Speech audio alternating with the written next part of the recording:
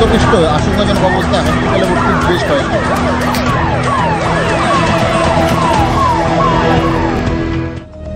চোখ রাখা যাক মহাকুম্ভের খবরে। মহাকুম্ভে পদপিষ্ট হয়ে একাধিক মৃত্যু। সুপ্রিম কোর্টে জনস্বার্থ মামলা দায়ের।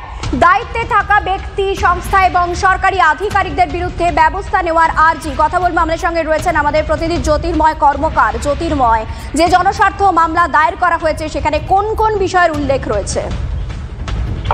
দেখো, বিশাল তিয়ারি নামে একজন আইনজীবী, তিনি জনস্বার্থ মামলা দায়ের করেছেন সুপ্রিম কোর্টে এবং তিনি যে দাবি করেছেন যে ব্যবস্থাপনা করা হয়েছিল সেই ব্যবস্থাপনায় কিছু গলদ থেকে গিয়েছে এবং কোথায় কোথায় গলদ রয়েছে এবং সেই গলদের জন্য দায়িত্বশীল কারা তাদের প্রত্যেককে চিহ্নিত করতে হবে এবং শাস্তি দিতে হবে।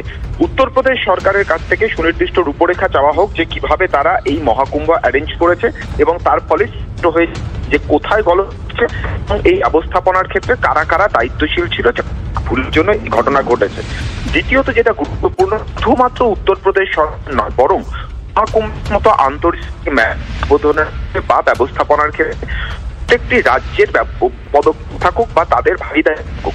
যে দাবি তিনি করুন, প্রত্যেকটা রাজ্য নিজস্ব সেন্টার তৈরি করুক, যে তারা নিজেরা পরিকাঠামো তৈরি করবে এবং সেই সংশ্লিষ্ট রাজ্যের পুণ্যার্থীরা ঠিক সেই জায়গাতে স্নান করবেন। তাদের যাবতীয় ব্যবস্থা সেই সংশ্লিষ্ট রাজ্য সরকার করতে হবে।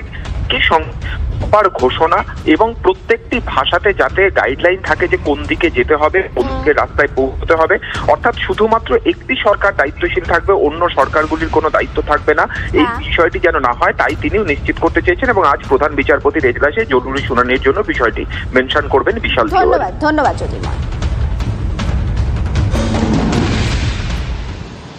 एक दुर्भाग्यपूर्ण हादसा इसी दौरान अखाड़ा मार्ग पर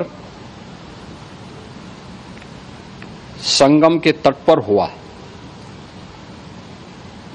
जिसमें 90 से ज्यादा लोग गंभीर रूप से या सामान्य रूप से घायल हुए। यह हादसा भारी भीड़ के द्वारा अखाड़ा मार्ग के बैरिकेटिंग्स को तोड़ने और उसके बाद उससे कूद करके जाने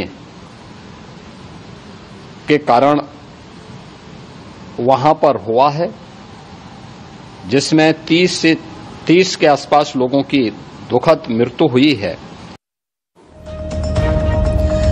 মহাকুম্ভে পদপিষ্টের ঘটনায় মৃত্যু হলো কলকাতার এক বাসিন্দার। ছেলে, মেয়ে এবং বোনের সঙ্গে কুম্ভে গিয়েছিলেন কলকাতা পুরসভার 95 নম্বর ওয়ার্ডের বাসিন্দা বাসন্তী পোদ্দার। আর সেখান থেকে সরাসরি রয়েছেন আমাদের প্রতিনিধি সোমা। কখন নিয়ে আসা হবে দেহ, সে ব্যাপারে কিছু জানা যাচ্ছে?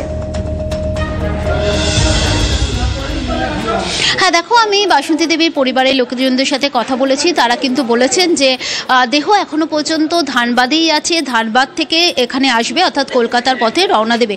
অর্থাৎ বুঝতে পারছো, ধানবাদে যদি এখনো পর্যন্ত দেহ থাকে তাহলে কলকাতায় পৌঁছাতে যেটা আনুমানিক একটা সময় মনে করা হচ্ছে যে 12টা থেকে 1টার মধ্যে দেহ এসে পৌঁছাবে এই অশ্বিনী নগরে বাসন্তী দেবীর বাড়িতে।